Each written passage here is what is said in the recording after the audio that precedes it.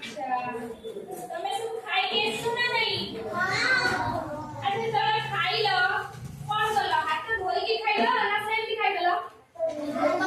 હાથ તો ધોઈ ખાઈ લો કેମିତି કેମିତି ଆମେ ହାତ ଧୋଇକି ଖାଇବା ଆଜି ସେ ବିଷୟରେ ମୁଁ ତମକୁ ଶିଖେଇବି ହେଲା ଆମେ ଖାସ୍ କେମିତି ହାତ ଧୋଇବା ହାତ ଧୋଇକି ଖାଇଲେ ଆମର କଣ ହବ ଆମର କୌଣସି ରୋଗ ହେବ ନାହିଁ ଯଦି ହାତ ଧୋଇକି ନ ଖାଇବା ତାହେଲେ କଣ ହବ ଆମ ହାତରେ କଣ ହବ ବହୁତ ଜୀବାଣୁ ଅଛନ୍ତି ହେଲା ସେ ସବୁ ଆମ ପେଟକୁ ଯିବ ଆଉ ଆମ ବିଭିନ୍ନ ପ୍ରକାର ରୋଗ ହେବ ସେଥିପାଇଁ ଆମେ କଣ କରିବା ଖାଇବା ପୂର୍ବରୁ ଭଲ ଭାବରେ ହାତ ଧୋଇ ଖାଇବା ହେଲା ଯେମିତି ଆମକୁ କୌଣସି ରୋଗ ନ ହେବ ଆଚ୍ଛା ପ୍ରଥମେ ଆମେ କେମିତି ହାତ ଧୋଇବା ଦେଖ ଏଠି ଗୋଟେ ଚିତ୍ର ଅଛି ଦେଖୁଛ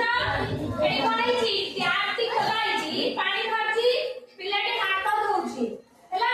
ଫାର୍ଷ୍ଟ କଣ କରିବ ହାତକୁ ପାଣିରେ ଧୋଇବ ତାପରେ କଣ କରିବ ତୁମ ଘରେ ହ୍ୟାଣ୍ଡ ୱାଶ ଥିବ ନହେଲେ ସାବୁନ ଥିବ ହେଲା ତାପରେ କଣ କରିବ ସାବୁନକୁ କଣ କରିବ ହାତରେ ମାରିବ ସାବୁନକୁ ମାରିଲ ଏମିତି ଏମିତି କରିବ କେମିତି କରିବ ତାପରେ ଏମିତି କରିବ ସେକେଣ୍ଡ ରେ ଏମିତି କରିବ ହେଲା ତାପରେ ଏମିତି ହାତ ଧରିବ ହେଲା ଏ ଯୋଉ ଆଙ୍ଗୁଠି କନ୍ଦିରେ ଆମେ ଜୀବାଣୁ ବି ଖାଆନ୍ତି ହେଲା ତାପରେ ଏମିତି ହାତ ଧୋଇବା କେମିତି ଧୋଇବା ଯୋଉ ଟେକି ହାତ ଧୋଇବା ଦେଖ କେମିତି କରାହଉଛି ହେଲା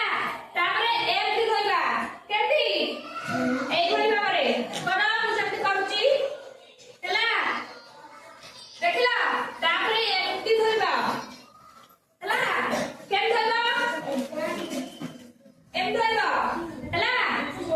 ସାବୁନ ମାରି ସାବୁନ ସବୁଆଡେ ଲାଗିଲା ଆମର ସବୁ ପାଣି ଛାଡିଲା ହେଲା ଆଚ୍ଛା ତାପରେ ଶୁଣ କଣ କରିବ ତାପରେ ସାବୁନ ଏଇଭଳି ଭାବରେ ମୁଁ ଯେମିତି ତମକୁ ଗୋଟେ ଗୋଟେ ଷ୍ଟେପ୍ ଶିଖେଇଲି ସେଇଭଳି ଭାବରେ ହାତକୁ ସାବୁନରେ ଭଲ ଭାବରେ ଲଗେଇବ ହେଲା ଲଗେଇ ସାରିଲା ପରେ ତାପରେ କଣ କରିବ ପାଣିରେ ହାତକୁ ଧୋଇବ ହାତକୁ ଭଲକି ପରିଷ୍କାର କରିକି ହାତରୁ ସାବୁନ ଫେଣ ସବୁ ଛଡେଇବ ହେଲା ହାତରୁ ସବୁ ସାବୁନ ଫେଣ ଛାଡିଗଲା ତାପରେ କଣ କରିବ ହାତକୁ ଗୋଟେ ସଫା କପଡାରେ ଦେଖ ପିଲାଟି କଣ କରୁଛି ସଫା କପଡାରେ ପୋଛି ହାତରେ ଯୋଉ ଆମର ପାଣି ଲାଗିଥିବ ତାକୁ ସଫା କପଡାରେ ଭଲ ଭାବରେ ପୋଛି ଦେବ ହେଲା ପୋଛି ଦେଇ ତାପରେ କଣ କରିବ ଖାଦ୍ୟ ଖାଇବ ବୁଝିପାରିଲ ଆଚ୍ଛା ମୁଁ କେମିତି କହିଲି ଫାର୍ଷ୍ଟ କେମିତି ହାତ ଧୋଇବ ଆଗ ପାଣିରେ ଏମିତି ହାତ ଧୋଇଲ ତାପରେ କଣ କରିବ ଉପରୁ ହାତ ଦେଇକି କର ଏମିତି ପାଣିରେ ହାତ ଧୋଇଲ ତାପରେ କଣ କରିବ ସାବୁନ ଲଗେଇବ ହାତରେ କେମିତି ଲଗେଇବ ଏମିତି ଲଗେଇଲ ତାପରେ ଏମିତି କରିବ ତାପରେ ଏମିତି କରିବ ତାପରେ ଏମିତି କରିବ ହେଲା ତାପରେ କଣ କରିବ ଏମିତି କରିବ ବୁଝିହେଲା ତାପରେ କଣ କଲ ପାଣିରେ ହାତ ଧୋଇଲ ତାପରେ ସଫା କପଡାରେ ପୋଛିଲ ବୁଝିପାରିଲ ଆଜିଠାରୁ ସମସ୍ତେ